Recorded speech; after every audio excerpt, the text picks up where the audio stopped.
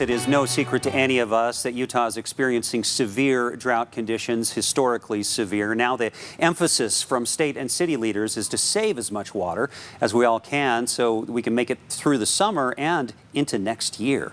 Traditional methods involve watering plants and watering lawns and plants less, taking shorter showers, maybe xeriscaping if you can do it or afford it. But would you go to the extra mile and reuse water, say from your shower or bath water, to keep your garden hydrated or to take another shower? Who knows? That is what some people are doing. In Orem, our content partners at the Salt Lake Tribune report that Tara Bishop, she works as an environmental worker for the federal government. Her family, they collect rainwater using a bowl in the sink for runoff, for rinsed vegetables, and she has a bucket in the shower for collecting drops that would otherwise swirl down the drain. While some experts say these more extreme measures are critical to the future in an increasingly dry Utah, it could also lead to fines from HOAs or be even against the laws where you are. So we want to go in depth on this. Joining us live via Zoom is Luke Peterson. Wrote this article for the Tribune. Luke, it's great to have the chance to talk with you. And first of all, help me fill in the gaps there. Did I miss anything, get anything wrong about this idea of gray water? No, I think you did a great job, Max. Gray water is, if we think about it in terms of a good used clothing store, it's gently used water. So it's water that comes down certain drains and not certain water, not water that's flushed, but water that goes down drains in some ways, or that sort of thing, huh? That's right. Yeah, you want to be a little bit careful. I mean, the hand soap that we use is probably not going to hurt any plants. But, more dish soap can be a little bit dangerous. So just be careful about it. But it's also, there's also clear water to think about, which is if you turn on your faucet for the water to get warm or cool, or same with your shower for a second, that water just runs away, right? So that could be captured, and there's nothing contaminating that in any way. That's really interesting. I hadn't thought about that particular. I mean, I do think about that water when I'm waiting for a shower to heat up, but I hadn't thought about it in this regard. So tell me about folks who say, aren't we getting a little extreme here, because there are other steps that we can take that save a lot more water? Yeah, I mean, I think that Utah is getting a little extreme, right? In the sense that nature is getting a little extreme, and so we're getting to the point where we have to consider these things. And Utah is the second driest state. We don't feel it maybe as much as Arizona, which is technically a wetter state, does, thanks to the mountains that form our watershed.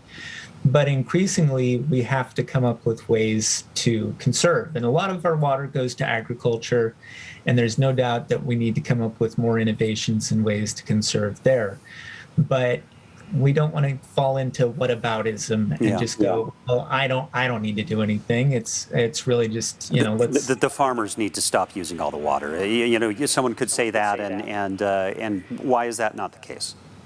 Exactly. Yeah. So and the reason why is because those numbers really add up. If we actually conserve water in our homes, collecting rainwater, if we collected 10% of the water that would otherwise just slip away, that would be the equivalent of saving all the water used in all the homes in the city of Salt Lake and Provo each year. Oh, wow. And, let's get back to the mechanics of this, just kind of the nitty gritty of what we're talking about. Like the woman who's, I'm forgetting her name, who's the example in your story, Tara Bishop.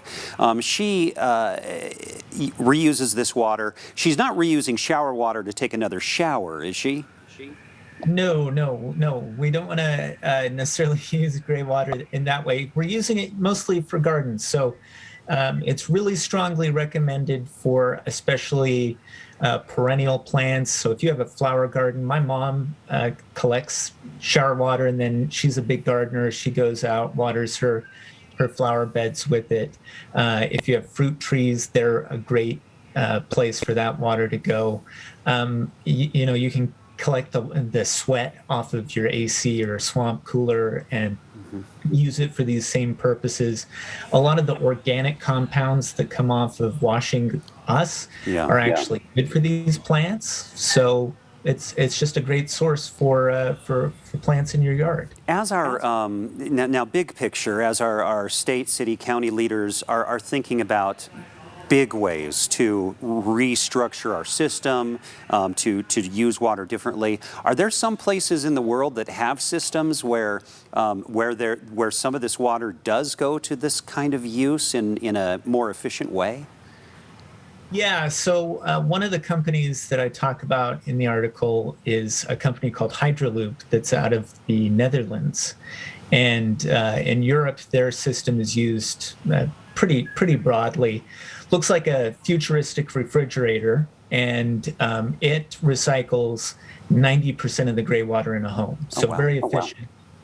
All right. I mean, they're not pretty, but it is sort of what the future might be, right?